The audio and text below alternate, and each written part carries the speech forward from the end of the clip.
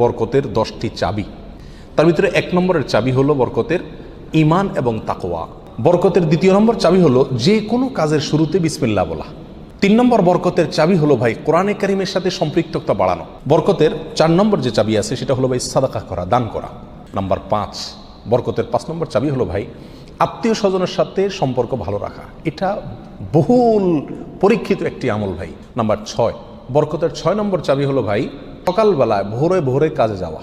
Number 7 বরকতের 7 নম্বর চাবি হলো ভাই নিজে 5 ওয়াক্ত সালাত আদায় করতে হবে এবং পরিবারের লোকদেরকে সালাতের নির্দেশ করতে হবে। নাম্বার 8 বরকতের 8 নম্বর চাবি হলো ভাই তাওয়াক্কুল করা, আল্লাহর উপরে, তার উপরে ভরসা করা।